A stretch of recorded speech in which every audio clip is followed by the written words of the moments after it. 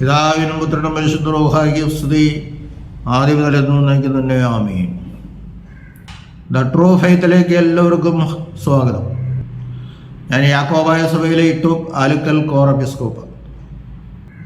സത്യവിശ്വാസം സംബന്ധിച്ച കാര്യങ്ങളാണ് പറയുന്നത്. തെറ്റുകളുണ്ടെങ്കിൽ നമുക്ക് തിരുത്താവുന്നതാണ്.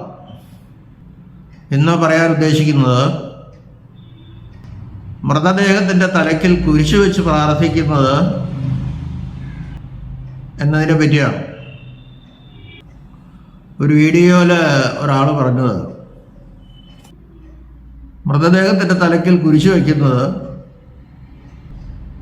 അദ്ദേഹത്തിന് ഒരിക്കലും, അല്ലെങ്കിൽ അദ്ദേഹം എന്ന് പറയാൻ പറ്റില്ല, മൃതദേഹത്തിന് ക്രിസ്തുവിനെ കാണാൻ പറ്റില്ല, ജീവിച്ചിരുന്നവ കാണാൻ പറ്റി. അതുകൊണ്ടാണ് തലയ്ക്കിൽ കൊണ്ടുവന്ന് വയ്ക്കുന്ന കുരിശെന്ന്. അവിടെ ഒരാൾ മരിച്ചു കിടക്കുന്നു, അത് അദൃശ്യമായ ലോകം. ജീവനോട്ടിരിക്കുന്നവർ കുരിശു വെച്ച് പ്രാർത്ഥിക്കുന്നു, അത് ദൃശ്യമായ ലോകം. അവിടെ അദൃശ്യമായ ലോകവും ദൃശ്യമായ ലോകവും സംഗമിക്കുകയാണ് എന്നൊക്കെ അദ്ദേഹം പറയും. നമുക്കറിയാം, നമ്മൾ സാധാരണ പ്രാർത്ഥിക്കുന്നത് നമ്മുടെ മുൻപിൽ കുരിശും മെഴുകുതിരി കത്തിച്ച് വെച്ച് പ്രാർത്ഥിക്കും. ഒരാൾ മരിച്ചുപോയാൽ, അല്ലെങ്കിൽ ആത്മാവ് ശരീരത്തിൽ വേർപെട്ടാൽ അവൻ പിന്നെ മൃതദേഹമായുണ്ട്. അത് നമ്മൾ കിഴക്ക് പടിഞ്ഞാറ് കിടത്തുന്നു. എന്തുകൊണ്ടാണ്? കർത്താവിൻ്റെ രണ്ടാമത്തെ വരവ് കിഴക്ക് നിന്നായതുകൊണ്ടാണ് അത് നമ്മളങ്ങനെ ചെയ്യുന്നത്. മത്തായിയുടെ സുവിശേഷത്തിൽ അത് പറയുന്നുണ്ട് 24. മിന്നൽ കിഴക്ക് നിന്ന് പടിഞ്ഞാറോട്ട് വിളങ്ങും പോലെ മനുഷ്യപുത്രൻ്റെ വരവാകും. അങ്ങനെ പല അർത്ഥത്തിലാണ് നമ്മളെ കിഴക്കിൻ്റെ പ്രാധാന്യം ഇതിനു മുമ്പ് പറഞ്ഞിട്ടുണ്ട്.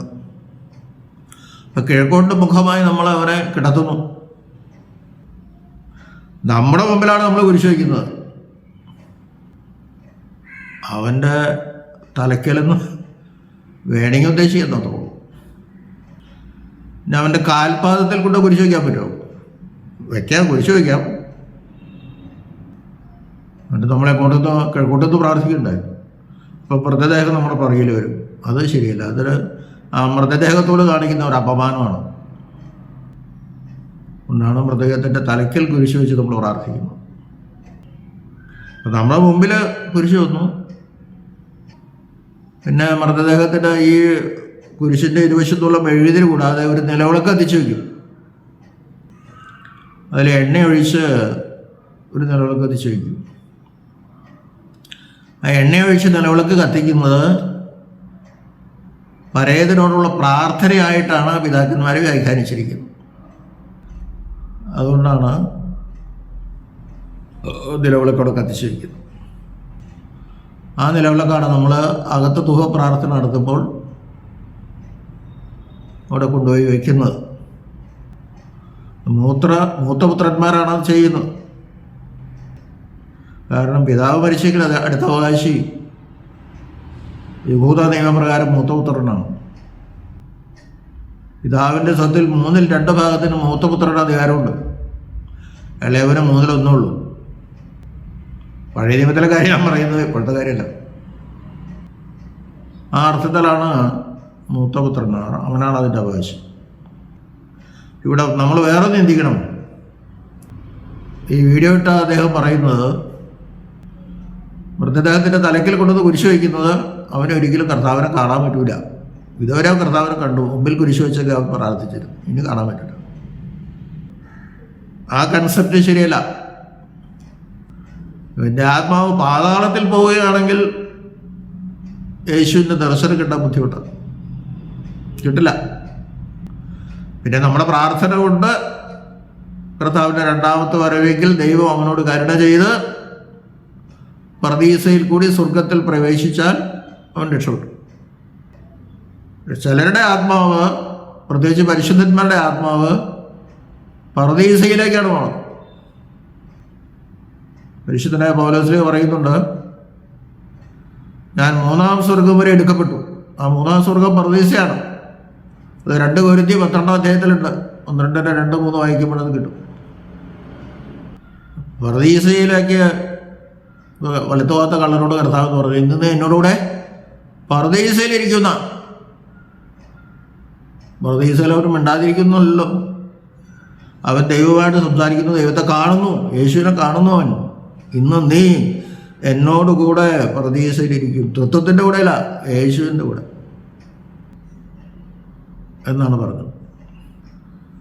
പിന്നെ വേദപുസ്തകത്തിൽ വേറൊരു തെളിവ് പറഞ്ഞാൽ, മത്തായി 17:1 മുതൽ വായിക്കുമ്പോൾ അവിടെ യേശുവിന് രൂപാന്തരം വരുന്നുണ്ട്. രൂപത്തിൻ്റെ ഒരു അന്തരം, ഒരു മാറ്റം ആണ് രൂപാന്തരം. അല്ലെങ്കിൽ തേജസ്കരണം അല്പം, മുഴുവനല്ല കേട്ടോ. എൻ്റെ മുഖം സൂര്യനെ പോലെ ശോഭിച്ചു, വസ്ത്രം വെളിച്ചം പോലെ വെള്ളയായി. അത് സൂര്യനിൽ നിന്ന് തട്ടി വിളിച്ചൊന്നുമല്ല, അല്ലെങ്കിൽ വേറെ ഒരു സ്ഥലത്ത് നിന്ന് തട്ടി വിളിച്ചല്ല, അവനിത് തന്നെ ഉണ്ടായതാണ്. അവൻ്റെ ദൈവത്വം അല്പം പ്രകടമായ ഒരു സമയമാണത്.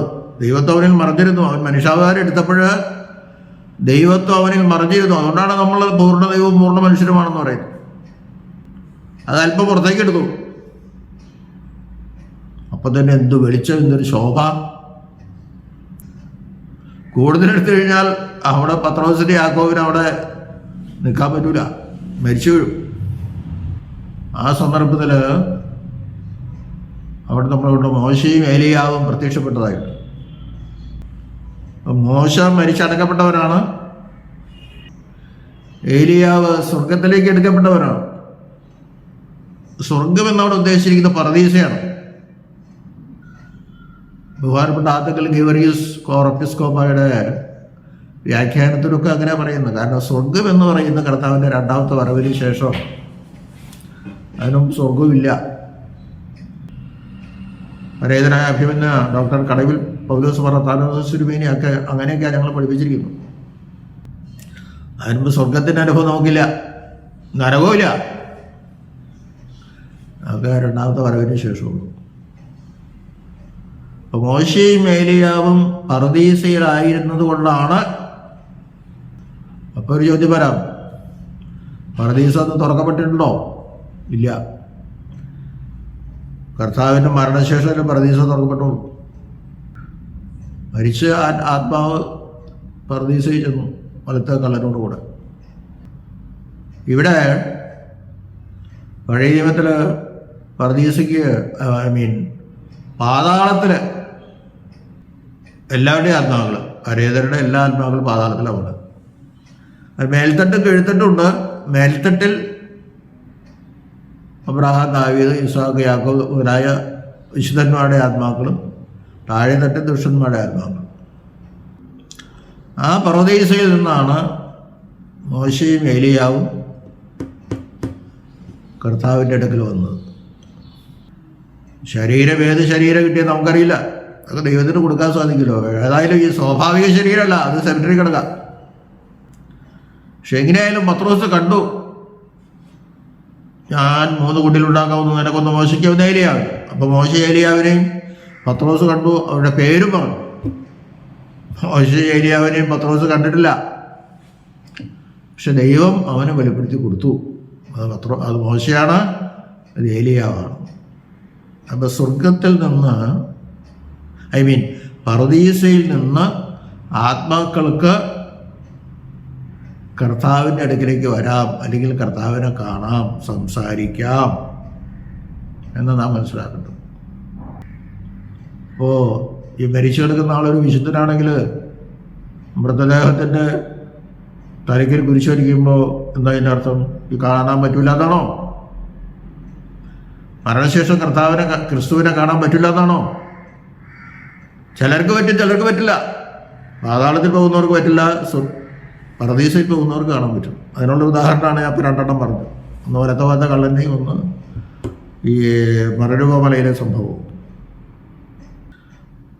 അദ്ദേഹം പറഞ്ഞത് ഈ മോശ മരിച്ചത് ഞാൻ വിശ്വസിക്കലാണ്. അദ്ദേഹം പണ്ടൊരു പാസ്റ്ററായിരുന്നു എന്നൊക്കെ പറഞ്ഞു. ഇപ്പോൾ പാസ്റ്ററൊന്നും ഉപയോഗിക്കുന്നില്ലെന്നോ. മോശ മരിക്കാതെ ഏലിയാവിനെ പോലെ എടുക്കപ്പെട്ടു. അതുകൊണ്ടാണ് 2 പേരവിടെ വന്നത്. ഒന്ന് മരിച്ചവരുടെ പ്രതീതിയും ഒന്ന് പ്രവാചകന്മാരുടെ പ്രതീതിയൊക്കെ ആയിട്ടാണ് വന്നത്. മോശ മരിച്ച് അടക്കപ്പെട്ടു എന്ന് യൂദായുടെ പുസ്തകം 9 വാക്യത്തിൽ പറയുന്നില്ല, വളരെ തന്നെ പറയുന്നുണ്ട്, അവൻ മരിച്ചു അടക്കപ്പെട്ടു, ദൈവം അവനെ അടക്കി. ഇതിൽ വലിയ എന്താ ദൈവം? എന്നിട്ട് മോശ മരിച്ചില്ല എന്ന് പറയുന്നത് വചനത്തിന് വിരുദ്ധമാണ്, ദൈവത്തിന് വിരോധമായ കാര്യമാണ്. ദൈവത്തിന് മുഖം തിരിഞ്ഞ് നിന്ന് അവനെ അനുസരിക്കാത്തത്, അവൻ പറഞ്ഞ വചനം അനുസരിക്കാത്തതിന് തുല്യമാണത്. മോശ മരിച്ചില്ല, സ്വർഗത്തിലേക്ക് എടുക്കപ്പെട്ടു. ഞാൻ പറഞ്ഞത് അത്രേ ഉള്ളൂ. മൃതദേഹത്തിൻ്റെ തലയ്ക്കൽ കുരിശു വയ്ക്കുന്നത് മരിച്ചതിന് ശേഷം അവനെ കാണാൻ പറ്റില്ല, ക്രിസ്തുവിനെ കാണാൻ പറ്റില്ല എന്ന അർത്ഥത്തിലല്ല. അവിടെ ദൃശ്യസഭയും സംഗമിക്കുന്നില്ല.